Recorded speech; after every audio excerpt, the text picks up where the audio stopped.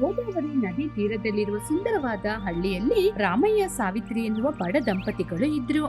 ಅವರು ಪ್ರತಿದಿನ ಕೂಲಿ ಕೆಲಸಕ್ಕೆ ಹೋಗ್ಲೇಬೇಕು. ಯಾಕೆಂದ್ರೆ ಇಲ್ಲದಿದ್ರೆ ಅವರ ಜೀವನ ನಡೆಯದೇ ಇಲ್ಲ. ಅವರಿಗೆ ಒಬ್ಬ ಮಗ ಇದ್ದ, ಅವನೇ ಗೋಪಾಲ. ಆದ್ರೆ ಅವನಿಗೆ ಮದುವೆ ವಯಸ್ಸು ಆದ್ರೆ ಕೂಡ ಅವನು ಯಾವ ಕೆಲ್ಸಕ್ಕೂ ಹೋಗಲ್ಲ. ಯಾರಾದ್ರೂ ಕೆಲ್ಸಕ್ಕೆ ಬಾರೋ ಅಂತ ಹೇಳಿದ್ರೆ ಇಷ್ಟು ಕಡಿಮೆ ಸಂಬಳಕ್ಕೆ ನಾನ್ ಕೆಲ್ಸಕ್ಕೆ ಬರ್ಬೇಕಾ ಅಂತ ಊರೆಲ್ಲ ಸುತ್ತಾಡ್ಕೊಂಡೇ ಇರ್ತಾನೆ. ಇಲ್ಲಿ ನೋಡಪ್ಪ ಗೋಪಾಲು, ನೀವ್ ಏನ್ ಹೇಳಕ್ ಬರ್ತಿದ್ದೀರಾ ಅಂತ ನಂಗೆ ಗೊತ್ತಪ್ಪ. 150 ಅಂತ ಕೂಲಿ ಕೆಲ್ಸಕ್ಕೆ ನನ್ನಿಂದೆಲ್ಲ ಬರಕ್ಕಾಗಲ್ಲ. ಮತ್ತೆ ನನ್ನ ಪುನಃ ಬಾ ಬಾ ಅಂತ ಕರೆದ್ರೆ ನಂಗೆ ಕೋಪ ಬರುತ್ತೆ. ಅಲ್ಲಪ್ಪ ಗೋಪಾಲ, ಅಪ್ಪ ಹೇಳೋದು ನಿನ್ನ ಒಳ್ಳೆದಿಕ್ಕೆ ಕಣೋ. ಓದು ಓದು ಅಂತ ಹೇಳಿದ್ರು, ಆದ್ರೆ ನೀನು ಓದೋದಿಲ್ಲ ಅಂತ ಹೇಳ್ಬಿಟ್ಟೆ. ವಿದ್ಯಾಭ್ಯಾಸನು ತಲೆಗೆ ಹೋಗೋದಿಲ್ಲ, ಕೆಲ್ಸನು ಮಾಡದಿದ್ರೆ ಹೇಗಪ್ಪ ಜೀವನ ಮಾಡ್ತೀಯಾ? ಅಮ್ಮ, ನನಗೆ ವಿದ್ಯಾಭ್ಯಾಸ ಬರದಿದ್ರು ಸರಿ, ಆದ್ರೆ ನಂಗೆ ಬುದ್ಧಿ ತುಂಬಾ ಇದೆ. ನಾನು ಪಟ್ಟಣಕ್ಕೆ ಹೋಗ್ತೀನಿ. ಅಲ್ಲಿ 3 ಹೊತ್ತು ಕೆಲ್ಸ ಸಿಗುತ್ತೆ, ಊಟಕ್ಕೆ ಊಟನೂ ಸಿಗುತ್ತೆ, ಚೆನ್ನಾಗಿರ್ಬೋದು. ಹಾಗೆ ಹೇಳಿದಾಗ ರಾಮಯ್ಯ ದಂಪತಿಗಳು ಗೊಂದಲವಾದ್ರು. ಏನೋ ಗೋಪಾಲ, ನಮ್ನ ಬಿಟ್ಟು ನೀನು ಪಟ್ಟಣಕ್ಕೆ ಹೋಗ್ತೀಯಾ?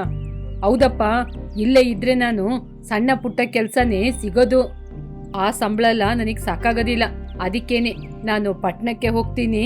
ತುಂಬಾ ಚೆನ್ನಾಗಿ ಕೆಲಸ ಮಾಡಿ ನಿಮ್ನ ಕೂಡ ಆರಾಮಾಗಿ ನೋಡ್ಕೋತೀನಿ. ಇಲ್ಲ ಕಣಪ್ಪ, ನಿನ್ನಿಂದ ಈ ಹಳ್ಳಿಯಲ್ಲೇ ಸರಿಯಾಗಿ ಜೀವನ ಮಾಡಕ್ಕೆ ಆಗ್ತಾ ಇಲ್ಲ. ಹಾಗಿರುವಾಗ ನೀ ಪಟ್ಟಣಕ್ಕೆ ಹೋಗ್ತೀಯಾ? ಬೇಡ ಕಣೋ.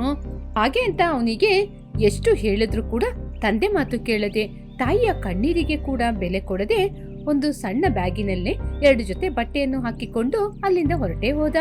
ಬಂಗ್ಲೆಯನ್ನು ಕಟ್ಟುವ ಕೆಲಸಕ್ಕೆ ಸೇರಿದ. ಕಲ್ಲು ಮಣ್ಣು ಅಂತ ಎಲ್ಲವನ್ನೂ ಎತ್ತಿದ. ಮೊದಲಲ್ಲಿ ಸಂಬಳ ಕೂಡ ಸಿಕ್ತು, ಚೆನ್ನಾಗೇ ಇದ್ದ. ಅವನು ಕೆಲಸ ಸಿಕ್ತು ಅಂತ ತುಂಬಾ ಹೆಮ್ಮೆ ಪಟ್ಟ. ಆದ್ರೆ ಪಟ್ಟಣ ಯಾರನ್ನು ಕೂಡ ಒಪ್ಕೊಳ್ಳೋದಿಲ್ಲ ಅಂತ ಅವನಿಗೆ ಆವಾಗ ಅರ್ಥ ಆಗ್ಲಿಲ್ಲ. ಪಟ್ಟಣದಲ್ಲಿ ಕೆಲಸ ಕಷ್ಟ, ಕೂಲಿ ಕೂಡ ಕಡಿಮೆ. ಬರುವ ಕೂಲಿಯಲ್ಲಿ ಮನೆ ಬಾಡಿಗೆ ಕೂಡ ಕಟ್ಟಬೇಕು. ಕೆಲ್ಸಕ್ಕೆ ಹೋಗೋದಿದ್ರೆ ಹೊಟ್ಟೆಗೆ ಏನೂ ಇಲ್ಲ.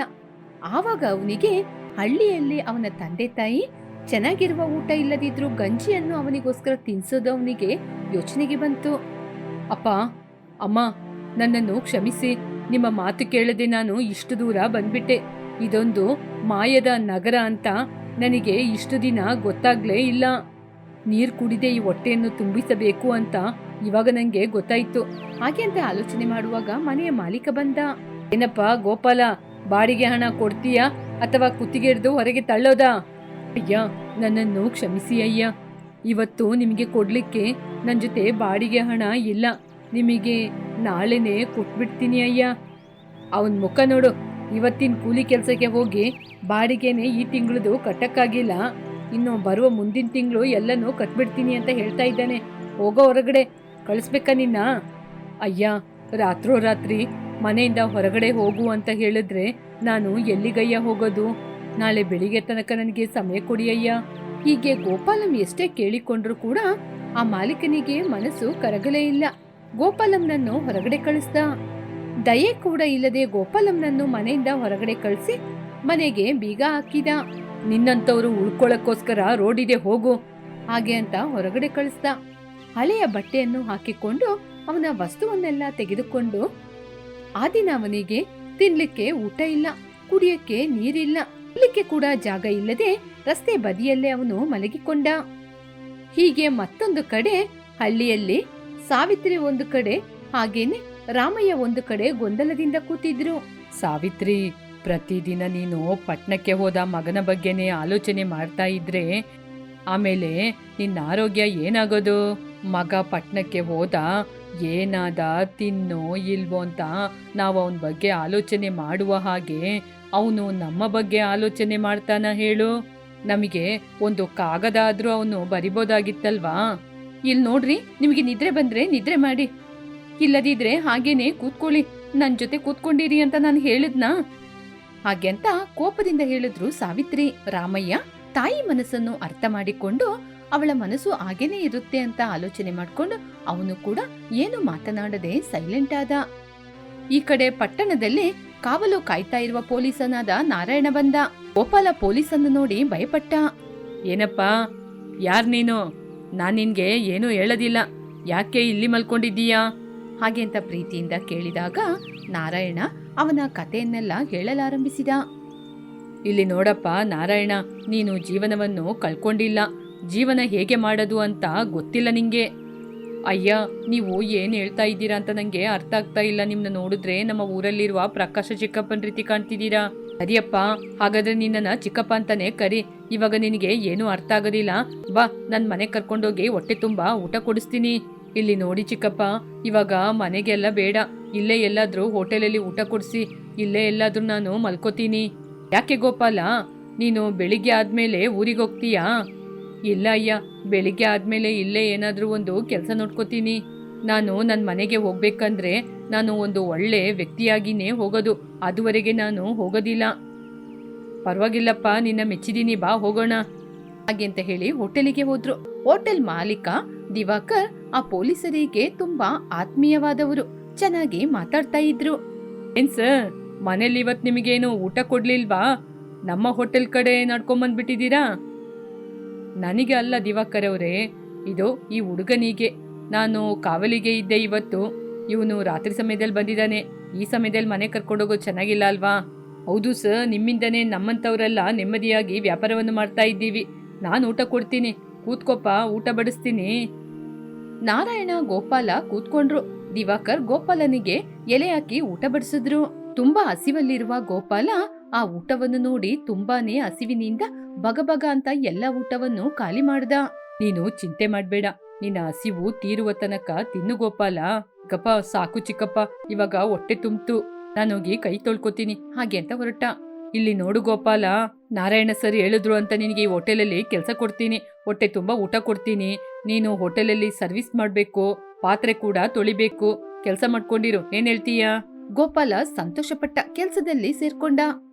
ಹೀಗೆ ಗೋಪಾಲ ಆ ಹೋಟೆಲಲ್ಲಿ ಅವನಿಗೆ ಕೊಟ್ಟಂತ ಕೆಲಸ ಮಾಡೋದು ಮಾತ್ರವಲ್ಲದೆ ಅಡಿಗೆ ಮಾಡೋರಿಗೆ ಕೂಡ ಅವನು ಸಹಾಯ ಮಾಡ್ತಾ ಇದ್ದ. ಅದನ್ನು ನೋಡಿ ದಿವಾಕರ್ ಮೆಚ್ಚಿಕೊಂಡ. ಗೋಪಾಲು, ನೀನು ಕಷ್ಟಪಡುವ ಶ್ರಮಜೀವಿ, ನಿನಗೆ ಒಳ್ಳೆ ಕಾಲ ಬರುತ್ತೆ. ಗೋಪಾಲ ಶ್ರದ್ಧೆಯಿಂದ ಕೆಲಸವನ್ನು ಮಾಡಿ ಪ್ರತಿಯೊಂದು ಅಡಿಗೆಯನ್ನು ಮಾಡಲು ಕಲಿತ. ವರ್ಷ ಕಳೆಯಿತು. ಗೋಪಾಲ ಚೆನ್ನಾಗಿ ಅಡಿಗೆ ಮಾಡಲು ಕಲಿತ. ಅವನಿಗೆ ಒಳ್ಳೆ ಸಂಬಳ ಸಿಕ್ತು. ಸ್ವಲ್ಪ ದಿನಗಳ ನಂತರ ಅವನ ತಂದೆ ತಾಯಿಗೆ ಹೊಸ ಬಟ್ಟೆಯನ್ನು ತೆಗೆದುಕೊಂಡು ಊರಿಗೆ ಬಂದ. ಅವನನ್ನು ನೋಡಿದ ತಕ್ಷಣ ತಂದೆ ತಾಯಿಗೆ ತುಂಬಾನೇ ಸಂತೋಷವಾಯಿತು. ತಂದೆ ತಾಯಿಗೆ ಅವನ ಕೈಯಾರೆ ಅಡಿಗೆ ಮಾಡಿಕೊಟ್ಟ. ಹೀಗೆ ಕೂತ್ಕೊಂಡು ಊಟವನ್ನು ಮಾಡಿದ್ರು.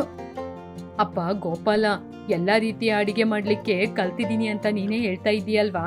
ಇಲ್ಲೇ ನೀನು ಈ ಊರಲ್ಲೇ ಒಂದು ಹೋಟೆಲ್ನ ಆರಂಭಿಸಬಹುದು ತಾನೆ? ಹೌದಪ್ಪ, ಈ ಊರಲ್ಲೇ ಹೋಟೆಲ್ ಅನ್ನು ಆರಂಭಿಸು. ಹಾ ಸರಿ ಅಮ್ಮ.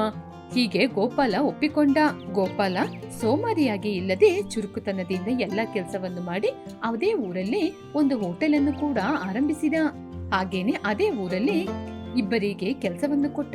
ನಿಧಾನವಾಗಿ ಅವನ ಅಡಿಗೆ ಊರಿನವರಿಗೆ ಇಷ್ಟವಾಯಿತು. ಎಲ್ಲರೂ ಅವನನ್ನು ಮೆಚ್ಚಿಕೊಂಡ್ರು. ಒಂದು ದಿನ ಸುಂದರಂ ಹೀಗೆ ಕೇಳಿದ, ಅಣ್ಣ, ನೀವು ಹೇಗಣ್ಣ ಬದಲಾದ್ರಿ? ಆ ಮಾತಿಗೆ ಗೋಪಾಲಂ ನಗುತ್ತಾ, ಹಣವನ್ನು ಸಂಪಾದನೆ ಮಾಡೋದು ಮುಖ್ಯ ಅಲ್ಲ ಕಣೋ, ಜೀವನ ನಮಗೆ ಕಲಿಸಿಕೊಟ್ಟಿದ ಪಾಠವನ್ನು ಕಲಿಯುವುದು ಮುಖ್ಯ. ಬದುಕಲು ಕಲಿತ್ರೆ ಜೀವನ ತಾನಾಗಿಯೇ ಬರುತ್ತೆ. ಹೋಗಿ ಹೋಗಿ, ನೀವು ಕೂಡ ಕಷ್ಟಪಟ್ಟು ಕೆಲಸ ಮಾಡೋದ್ನ ಕಲೀರಿ. ಅರುಣ್ ಸುಂದರ್ ಗೋಪಾಲಂ ಜೊತೆ ಕೆಲಸ ಮಾಡಿದ್ರು. ಅದೇ ರೀತಿ ಕೆಲಸವನ್ನು ಕಲ್ತ್ರು. ಬದುಕನ್ನು ಕಲಿಸುವವನು ಅಂದ್ರೆ ಜೀವನ ಪಾಠವನ್ನು ತಾನು ಅರ್ಥ ಮಾಡಿಕೊಂಡು ಇತರರಿಗೂ ಕಲಿಸುವವನು ಅಂತ ಆ ಊರಿನ ಜನರು ಗೋಪಾಲನನ್ನು ಮೆಚ್ಚಿಕೊಂಡ್ರು. ವೀರ ಎನ್ನುವ ಕಳ್ಳ ಸಣ್ಣ ಪುಟ್ಟ ಕಳ್ಳತನ ಮಾಡಿ ಜೀವನವನ್ನು ಸಾಗಿಸ್ತಾ ಇದ್ದ. ಒಂದು ದಿನ ವೀರನಿಗೆ ತುಂಬಾ ಹಸಿವಾಯಿತು. ಆದ್ರೆ ಅವನ ಕೈಯಲ್ಲಿ ತಿನ್ಲಿಕ್ಕೆ ಏನೂ ಇರ್ಲಿಲ್ಲ. ನನಗೆ ತುಂಬಾ ಹಸಿವಾಗ್ತಾ ಇದೆ, ನನಗೆ ಆಗ್ತಾ ಇಲ್ಲ. ದಿನ ರಾತ್ರಿ ನಾನು ಎಲ್ಲಾದ್ರೂ ಹೋಗಿ ನನ್ನ ಹಸಿವನ್ನು ತೀರಿಸ್ಕೊಳ್ಬೇಕು. ಹಗಲಾದ್ರೆ ದೇವಸ್ಥಾನಕ್ಕೆ ಹೋಗಿ ಪ್ರಸಾದನ ಕಳ್ಳತನ ಮಾಡಿ ತಿಂತಾ ಇದ್ದೆ. ಆದ್ರೆ ಇವಾಗ ಏನ್ ಮಾಡೋದು? ಸರಿ, ಏನಾಗುತ್ತೋ ಅದು ಆಗ್ಲಿ. ಅತ್ಯಣ್ಣ ಮನೆಗೆ ಹೋಗಿ ಆಹಾರವನ್ನು ಕಳ್ಳತನ ಮಾಡ್ಬೇಕು. ಇಲ್ಲದಿದ್ರೆ ನನ್ನ ಹೊಟ್ಟೆಯಲ್ಲಿರುವ ಇಲಿಮರಿಗಳಿಗೆ ಸಮಾಧಾನ ಹೇಳಲು ಸಾಧ್ಯವಿಲ್ಲ. ಸತ್ಯಂನ ಮನೆ ಕಡೆ ಹೋದ. ಹೀಗೆ ಸ್ವಲ್ಪ ಸಮಯದಲ್ಲೇ ಸತ್ಯಂನ ಮನೆಗೆ ಹೋಗಿ ಅವರು ಬೆಳಿಗ್ಗೆಗೋಸ್ಕರ ಮಾಡಿಟ್ಟ ಅಡುಗೆಯನ್ನು ನೋಡಿ ಅವನು ಅವರ ಮನೆಯಲ್ಲೇ ಯಾವುದೇ ಶಬ್ದವಿಲ್ಲದೆ ಕೂತು ಊಟವನ್ನು ಮಾಡಿದ. ಹೀಗೆ ಊಟವನ್ನು ಮಾಡಿದ ನಂತರ ನಿಧಾನವಾಗಿ ಅವನ ಮನೆಗೆ ಹೊರಟು ಬಂದ. ಹಬ್ಬ, ನನ್ನ ಹಸಿವು ತೀರಿತು, ಇನ್ನು ನಾಳೆ ಬಗ್ಗೆ ಆಮೇಲೆ ನೋಡೋಣ ಹಾಗೆ ಆಲೋಚನೆ ಮಾಡಿ ಅವನು ನಿದ್ರೆಯನ್ನು ಮಾಡಿದ. ಹೀಗೆ ಒಂದು ವಾರಗಳು ಕಳೆಯಿತು. ಹೀಗೆ ವೀರ ಪ್ರತಿದಿನ ಯಾರೊಬ್ಬರ ಮನೆಗೆ ಹೋಗೋದು, ಅಲ್ಲಿ ಕಳ್ಳತನ ಮಾಡಿ ಊಟ ಮಾಡೋದು ನಡೀತಾ ಇತ್ತು. ಹೀಗೆ ವೀರನಿಗೆ ಅದು ಅಭ್ಯಾಸವಾಗಿ ಹೋಯಿತು. ಹೀಗೆ ಊರಿನ ಜನರ ಮನೆಯಲ್ಲಿ ಪ್ರತಿದಿನ ಊಟ ಕಳ್ಳತನವಾಗುವುದನ್ನು ಗಮನಿಸಿದ ಊರಿನ ಜನರು ಕಳ್ಳ ಯಾರು ಅಂತ ಕಂಡಿಡಿಬೇಕು ಅಂತ ನೋಡಿದ್ರು. ಆವಾಗ ಗೊತ್ತಾಯ್ತು ಅವರಿಗೆ ನಿಜವಾದ ಕಳ್ಳನು ಯಾರು ಅಂತ. ಅಯ್ಯಯ್ಯೋ, ನಾನು ಸಿಕ್ಕಾಕೊಂಡೆ, ಇವಾಗ ಏನ್ ಮಾಡೋದು? ಏ ಹಾಳಾದವನೇ, ನೀನೇನಾ ನಮ್ ಮನೆಯಲ್ಲೆಲ್ಲ ಊಟವನ್ನು ಕಳ್ಳತನ ಮಾಡಿ ತಿನ್ನುವವನು? ನಿನ್ನಿಂದ ನನ್ನ ಹೆಂಡತಿ ನನ್ನ ಪ್ರತಿದಿನ ಬೈತಾ ಇದ್ದಾಳೆ, ಅರ್ಧ ರಾತ್ರಿಯಲ್ಲೆದ್ದು ನಾನು ತಿಂತಾ ಇದ್ದೀನಿ ಅಂತ. ಏನ್ ಊರಿನ ಜನಗಳೇ ನೋಡ್ತಾ ಇದ್ದೀರಾ? ಬಾರ್ಸಿ ಅವನಿಗೆ 2. ಅಯ್ಯೋ ಸತ್ಯಣ್ಣ, ನಿಮ್ಮ ಮನೆಯಲ್ಲಿ ಊಟ ಕಾಣದೆ ಆಗುವ ರೀತಿ ನನ್ನ ಮನೆಯಲ್ಲೂ ಕಾಣದೆ ಹೋಗ್ತಾ ಇತ್ತು. ಅದಕ್ಕೆ ಕಳ್ಳ ಯಾರು ಅಂತ ಹುಡ್ಕೊಂಡ್ ಬಂದ್ರೆ ನಾನು ಕಳ್ಳ ಅಂತ ನೀವು ಹೇಳ್ತಾ ಇದ್ದೀರಾ? ಲೇ ವೀರ, ಕಳ್ಳ ನೀನೇ ಅಂತ ನನಗೆ ಯಾವಾಗ್ಲೂ ಗೊತ್ತು. ರಾತ್ರಿ ಕೂಡ ನೀನ್ ನನ್ ಮನೆಗೆ ಬಂದು ಊಟ ಮಾಡಿ ನಿನ್ನ ಖರ್ಚಿಪ್ನ ಅಲ್ಲೇ ಹಾಕಿ ಹೋಗಿದೀಯಾ. ಈ ಊರಲ್ಲಿ ಇಂತಹ ಖರ್ಚಿಪು ನಿನ್ನ ಬಿಟ್ರೆ ಬೇರೆ ಯಾರ ಕೈಯಲ್ಲೂ ಇಲ್ಲ ಅಂತ ನನಗೆ ತುಂಬಾ ಚೆನ್ನಾಗಿ ಗೊತ್ತು. ವಿಷಯ ಗೊತ್ತಿದ್ರು ನಾನು ಯಾರ ಜೊತೆನೂ ಯಾಕೆ ಹೇಳಿಲ್ಲ ಗೊತ್ತಾ? ನಾನು ಇನ್ಮೇಲೆ ಸುಮ್ಮನೆ ಅಪವಾದ ಒದಿಸ್ತಾ ಇದ್ದೀನಿ ಅಂತ ಊರಿನವರೆಲ್ಲ ತಿಳ್ಕೊತಾರೆ. ಅದಕ್ಕೇನೆ ನಾನು ಯಾರಿಗೂ ಏನೂ ಹೇಳಲಿಲ್ಲ. ಹೀಗೆ ಊರಿನ ಜನರೆಲ್ಲ ವೀರನನ್ನು ಬಾಯಿಗೆ ಬಂದ ಹಾಗೆ ಬೈದ್ರು. ವೀರ ಕೂಡ ಅವರ ಬೈಗುಳವನ್ನು ತಿನ್ಕೊಂಡು ಅಲ್ಲಿಂದ ಹೊರಟು ಹೋದ. ಅಂದಿನಿಂದ ಊರಿನ ಜನರು ವೀರನನ್ನು ಕಳ್ಳ ಕಳ್ಳ ಅಂತಾನೆ ಬೈತಾ ಇದ್ರು. ಯಾರು ಏನೇ ಬೈದ್ರು ಕೂಡ ವೀರ ಮಾತ್ರ ಕಳ್ಳತನ ಮಾಡುವುದನ್ನು ಮಾತ್ರ ನಿಲ್ಲಿಸಲೇ ಇಲ್ಲ. ಒಂದು ದಿನ ಊರಿನ ಜನರೆಲ್ಲ ಪಂಚಾಯಿತಿ ಕಟ್ಟೆ ಹತ್ರ ನಿಂತ್ಕೊಂಡು ಗುಸುಗುಸು ಅಂತ ಮಾತಾಡ್ತಾ ಇದ್ರು. ಅದನ್ನು ನೋಡಿದ ವೀರ, ಇವರೇನು ಎಲ್ಲರೂ ಒಂದೇ ಕಡೆಯಲ್ಲಿ ಕೂಡಿಕೊಂಡು ಗುಸುಗುಸು ಅಂತ ಮಾತಾಡ್ತಾ ಇದ್ದಾರೆ, ಇವರು ಏನ್ ಮಾತಾಡ್ತಿದ್ದಾರೆ ಅಂತ ಕಿವಿ ಕೊಡ್ಬೇಕು. ವೀರ ಒಂದು ಕಡೆ ನಿಂತ್ಕೊಂಡು ಅವರು ಮಾತನಾಡುವುದನ್ನು ಕೇಳಿಸಿಕೊಂಡ. ರಾಮುಲು, ಪಕ್ಕದ ಊರಿನಲ್ಲಿ ಒಬ್ಬ ಸನ್ಯಾಸಿ ಇದ್ದಾನಂತೆ, ಅವನು ತುಂಬಾ ಶಕ್ತಿ ಉಳ್ಳವನಂತೆ. ಹೌದು ಪಾರಿಜಾತು, ಆ ಸನ್ಯಾಸಿ ಬಗ್ಗೆ ನಾನು ಕೂಡ ಕೇಳಿದೀನಿ.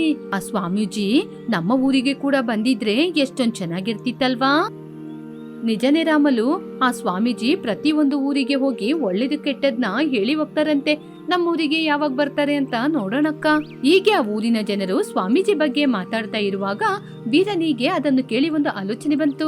ಊರಿನ ಜನರು ಸ್ವಾಮೀಜಿ ಬಗ್ಗೆ ತುಂಬಾ ಹೆಮ್ಮೆಯಿಂದ ಮಾತಾಡ್ತಾ ಇದ್ದಾರೆ, ನಾನೇ ಸ್ವಾಮೀಜಿಯ ರೂಪದಲ್ಲಿ ಹೋದ್ರೆ ಹೇಗಿರುತ್ತೆ ಹಾಗೆ ಅಂತ ಆಲೋಚನೆ ಮಾಡ್ದ. ಹಾಗೆ ಅಂತ ವೀರ ಆಲೋಚನೆ ಮಾಡಿ ಆ ರಾತ್ರಿಯೇ ಮಾರುವೇಷ ಹಾಕೊಂಡು ಸ್ವಾಮೀಜಿಯಾಗಿ ಬದಲಾಗೋಣ ಅಂತ ತೀರ್ಮಾನ ಮಾಡ್ದ. ವೀರ ತನ್ನ ವೇಷಭೂಷಣವನ್ನು ಬದಲಾಯಿಸಿ ಕಾವಿ ಬಟ್ಟೆಯನ್ನು ಹುಟ್ಕೊಂಡು ದೊಡ್ಡದಾದ ಹಣೆಯಲ್ಲಿ ಕುಂಕುಮವನ್ನು ಇಟ್ಕೊಂಡು ಉದ್ದವಾದ ಗಡ್ಡ ಜುಟ್ಟನ್ನು ಕೂಡ ಇಟ್ಕೊಂಡ್ ಬಂದ. ರಾತ್ರಿಯೇ ಊರೊಳಗಿರುವ ಶಿವಾಲಯದ ಬಳಿ ಬಂದು ಒಂದು ಮರದ ಕೆಳಗೆ ಬಂದು ಕೂತ್ಕೊಂಡ. ಹೀಗೆ ವೀರ ಆ ಊರಲ್ಲಿ ಶಿವಾಲಯದ ಬಳಿ ಕೂತಿರುವುದನ್ನು ನೋಡಿದ ಜನರು ಸ್ವಾಮೀಜಿ ಬಂದಿದ್ದಾರೆ ಅಂತ ಆಶ್ಚರ್ಯಪಟ್ರು. ಇವರೇ ಆ ಪಕ್ಕದೂರಿನಿಂದ ಬಂದಂತಹ ಮಹಾ ದೊಡ್ಡ ಸ್ವಾಮೀಜಿ ಆಗಿರ್ಬೇಕು. ಸ್ವಾಮೀಜಿ, ನಿಮಗೆ ನಮ್ಮ ನಮಸ್ಕಾರಗಳು. ಹೌದು ಸ್ವಾಮಿ, ನೀವು ನಮ್ಮ ಊರಿಗೆ ಬಂದಿದ್ದು ನಾವು ಮಾಡಿದ ಅದೃಷ್ಟ. ಹೀಗೆ ಊರಿನ ಜನರು ಗುಂಪು ಗುಂಪಾಗಿ ವೀರನ ಬಳಿ ಬಂದು ಅವರ ಕಷ್ಟವನ್ನು ಹೇಳಲು ಆರಂಭಿಸಿದ್ರು. ವೀರ ಕೂಡ ಅವರ ಮುಖವನ್ನು ನೋಡಿ, ಕೈಯ ರೇಖೆಯನ್ನು ನೋಡಿ ಅವರ ವಿಷಯವನ್ನು ಹೇಳಲಾರಂಭಿಸಿದ. ಲಕ್ಷ್ಮಿಯಮ್ಮ, ಸ್ವಾಮೀಜಿ, ನಾನ್ ಮಾಡಿದ ಸಾಲ ತೀರ್ತಾ ಇಲ್ಲ, ನನ್ ಮಗನಿಗೆ ಕೂಡ ಉದ್ಯೋಗ ಸಿಗ್ತಾ ಇಲ್ಲ, ಏನ್ ಮಾಡೋದು ಏನು ಅಂತ ಗೊತ್ತಾಗ್ತಾ ಇಲ್ಲ, ನೀವೇ ನಮಗೆ ಒಂದು ಮಾರ್ಗ ತೋರಿಸ್ಬೇಕು. ಅಮ್ಮ, ನಿಮ್ಮ ಕೈಯಲ್ಲಿ ದಾರಿದ್ರ್ಯ ರೇಖೆ ತುಂಬಾ ಬಲವಾಗಿದೆ, ಆದರೂ ಭಯಪಡಬೇಡಿ, ನಿಮ್ಮ ಮನೆಗೆ ಧನರೇಖೆ ಬರುತ್ತೆ. ಹೌದಾ, ಅದು ಹೇಗೆ ಸ್ವಾಮಿ? ಸ್ವಾಮೀಜಿ ಎಲ್ಲರನ್ನೂ ದೂರ ಹೋಗಲು ಹೇಳಿ, ನೀನು ಈ ದಿನ ರಾತ್ರಿಯಲ್ಲಿ ನಿನ್ನ ಕೈಯಲ್ಲಿರುವ ಬಂಗಾರವನ್ನು ಹಾಗೇನೆ ಹಣವನ್ನು ಈ ದೇವಸ್ಥಾನದಲ್ಲಿರುವ ಒಂದು ಮಡಕೆಗೆ ಅರಿಶಿನ ಕುಂಕುಮವನ್ನು ಹಚ್ಚಿ ಅದರೊಳಗೆ ಹಾಕು. ನಾನು ರಾತ್ರಿ ಇಡೀ ಅದಕ್ಕೆ ಮಂತ್ರ ಹೇಳಿ ಆ ನಂತರ ಬೆಳಿಗ್ಗೆ ನಿನಗೆ ಕೊಡ್ತೀನಿ. ಆಗ ನಿನಗೆ ಸಾಲವೆಲ್ಲ ತೀರಿ ಹೋಗಿ ನಿನ್ನ ಮಗನಿಗೆ ಕೆಲಸವಾಗಿ ನೀನು ಅದೃಷ್ಟಶಾಲಿ ಆಗ್ತೀಯ. ಆದರೆ ಈ ವಿಚಾರವನ್ನು ಯಾರಿಗೆ ಹೇಳಬೇಡ. ಸರಿ ಸ್ವಾಮೀಜಿ, ನೀವು ಹೇಳಿದ ರೀತಿ ಮಾಡ್ತೀನಿ ಅಂತ ಅವಳ ಕೈಯಲ್ಲಿರುವ ಬೆಳ್ಳಿಯನ್ನು ಸ್ವಾಮೀಜಿಗೆ ಕೊಡ್ಬೇಕು ಅಂತ ತೀರ್ಮಾನ ಮಾಡಿದ್ಲು. ಸ್ವಾಮೀಜಿ, ನನಗೆ ಮದುವೆಯಾಗಿ 10 ವರ್ಷಗಳಾಯಿತು, ಆದ್ರೆ ಸಂತಾನ ಭಾಗ್ಯನೇ ಸಿಗ್ಲಿಲ್ಲ. ಎಷ್ಟೋ ವೈದ್ಯರ ಬಳಿ ಹೋದ್ರೂ ನನಗೆ ಪರಿಹಾರವಾಗ್ಲಿಲ್ಲ.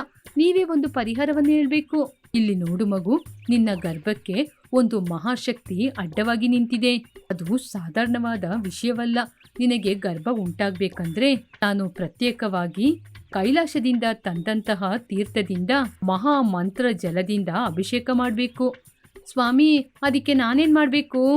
ತಕ್ಷಣ ಒಂದು ರೇಷ್ಮೆ ಬಟ್ಟೆ 500 ರೂಪಾಯಿ ದಕ್ಷಿಣೆಯನ್ನು ನನ್ನ ಕೈಚೀಲಕ್ಕೆ ಹಾಕಿ ಹೋಗು. ನಾನು ಪ್ರತ್ಯೇಕವಾಗಿ ಅಭಿಷೇಕ ಮಾಡಿ ಆ ಜಲವನ್ನು ನಾಳೆ ಬೆಳಿಗ್ಗೆ ನಿನಗೋಸ್ಕರ ಕೊಡ್ತೀನಿ. ಜಲವನ್ನು ನೀನು ನಿನ್ನ ಗಂಡನ ಜೊತೆ ಸೇರಿ ಸೇವಿಸು. ದಿನದಲ್ಲೇ ಶುಭವಾರ್ತೆ ಹೇಳ್ತೀಯ. ಆದ್ರೆ ಈ ಜಲವನ್ನು ಸುರಕ್ಷಿತವಾಗಿ ಇಡುವುದು ನಿನ್ನ ಕರ್ತವ್ಯ ಹಾಗೆ ಅಂತ ಸ್ವಾಮೀಜಿ ಹೇಳಿದಾಗ ರಾಮಲಮ್ಮ ಸಂತೋಷ ಪಡುತ್ತಾ, ಅದಕ್ಕಿಂತ ದೊಡ್ಡ ವಿಚಾರ ಇನ್ನೇನಿದೆ ಸ್ವಾಮಿ, ಖಂಡಿತವಾಗಿ ನೀವು ಹೇಳಿದ್ನೆಲ್ಲ ತಂದು ಕೊಡ್ತೀನಿ. ಹೀಗೆ ಆ ಊರಿನ ಜನರು ಒಬ್ಬರ ವಿಷಯವು ಇನ್ನೊಬ್ಬರಿಗೆ ಗೊತ್ತಾಗದ ಹಾಗೆ ಸ್ವಾಮೀಜಿ ಕೇಳಿದ್ನ ತಂದುಕೊಟ್ರು. ಹೀಗೆ ಆ ದಿನ ವೀರ ಊರಿನ ಜನರ ಬಳಿ ಸನ್ಯಾಸಿಯ ವೇಷವನ್ನು ಹಾಕಿ ಚಿನ್ನ, ಹಣ, ಊಟವನ್ನೆಲ್ಲ ತರಿಸಿಕೊಂಡ. ಹೀಗೆ ಸ್ವಲ್ಪ ದಿನಗಳು ಆಯಿತು.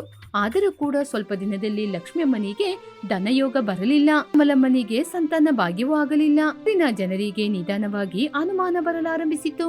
ಏನು ರಾಮಲಮ್ಮ, ಆ ಸ್ವಾಮೀಜಿಗೆ ನಾನು ಎಲ್ಲವನ್ನು ಕೊಟ್ಟು ಕೂಡ ನನಗೆ ಅವರು ಹೇಳಿದ ಧನಯೋಗ ಬರ್ಲಿಲ್ಲ. ಹೌದಕ್ಕ, ನನಗೂ ಕೂಡ ಸಂತಾನ ಭಾಗ್ಯ ಬರ್ಲಿಲ್ಲ. ನಮಗೆ ಮಾತ್ರ ಅಲ್ಲ, ಊರಿನಲ್ಲಿ ಯಾರಿಗೂ ಕೂಡ ಸ್ವಾಮೀಜಿ ಹೇಳಿದ ಹಾಗೆ ನಡೆಯಲೇ ಇಲ್ಲ. ಸನ್ಯಾಸಿ ಯಾರೋ ಏನೋ, ನಾವ್ ಯಾಕೆ ಯಾರಿಗೆ ಗೊತ್ತಿಲ್ಲದೆ ಅವರಿಗೆ ಹಣ ಕೊಡ್ಬೇಕು? ಸ್ವಾಮೀಜಿಯವರು ಇದ್ದಕ್ಕಿದ್ದಂಗೆ ರಾತ್ರಿ ಎಲ್ಲ ಹೋಗ್ತಿದ್ದಾರೆ ಅಂತ ಯಾರಿಗೂ ಗೊತ್ತಿಲ್ಲ. ಆ ಊರಿನ ಜನರು ಕಳ್ಳನನ್ನು ಹೇಗೆ ಹಿಡ್ದೋ ಅಂತ ಆಲೋಚನೆ ಮಾಡಿ ಆ ದಿನ ಹಾಗೇನೆ ಮಾಡ್ಬೇಕು ಅಂತ ತೀರ್ಮಾನ ಮಾಡಿದ್ರು. ಊರಿನ ಜನರು ಆ ದಿನ ನಿದ್ರೆ ಮಾಡದೆ ಶಿವಾಲಯ ದೇವಸ್ಥಾನದ ಹತ್ರ ನಿಂತು ನೋಡ್ತಾ ಇದ್ರು. ಹೀಗೆ ಅರ್ಧರಾತ್ರಿಯ ಸಮಯದಲ್ಲಿ ಆ ಸ್ವಾಮೀಜಿ ಅವರ ವೇಷವನ್ನೆಲ್ಲ ತೆಗೆದು ಚಿನ್ನ, ಹಣವನ್ನೆಲ್ಲ ಒಂದು ಚೀಲದಲ್ಲಿ ಹಾಕಿಕೊಂಡು ಕಾಡಿನ ರಸ್ತೆಯಲ್ಲಿ ನಡ್ಕೊಂಡು ಹೋಗುವಾಗ ಜೋರಾಗಿ ಸತ್ಯಯ್ಯ ವೀರ ಹೋಗ್ತಾ ಇದ್ದುದನ್ನು ನೋಡಿ, ನಿಲ್ಲೋ ಕಳ್ಳ, ಅಯ್ಯೋ ಸಿಕ್ಕಾಕೊಂಡ. ಏ ಕಳ್ಳ ಸನ್ಯಾಸಿ, ನೀನೇನಾ? ಏನೋ ಹಾಳಾದ ಸನ್ಯಾಸಿ, ನಮ್ಮ ಚಿನ್ನವನ್ನು ತೆಗೆದುಕೊಂಡು ಹೋಗಲು ಕಳ್ಳ ಸನ್ಯಾಸಿ ಆಗಿದೀಯಾ? ನಿನ್ನ ಇನ್ನು ಸುಮ್ನೆ ಬಿಟ್ರೆ ಆಗುತ್ತಾ? ಹಾಗೆಂತ ಊರಿನ ಜನರೆಲ್ಲರೂ ಸೇರಿ ವೀರನನ್ನು ಹೊಡೆದ್ರು. ಸನ್ಯಾಸಿ ವೇಷ ಹಾಕಿ ಊರಿನ ಜನರಿಗೆ ಮೋಸ ಮಾಡಿದ ಕಾರಣದಿಂದ ಊರಿನ ಜನರೆಲ್ಲರೂ ಅವನನ್ನು ಕಳ್ಳ ಅಂತ ಕರೀತಿದ್ದವರು ಅಂದಿನಿಂದ ಕಳ್ಳ ಸನ್ಯಾಸಿ ಎಂದು ಕರೆಯಲಾರಂಭಿಸಿದ್ರು. ಹೀಗೆ ಆ ಹೆಸರು ಶಾಶ್ವತವಾಗಿ ವೀರನಿಗೆ ಅಂಟಿ ಹೋಯಿತು.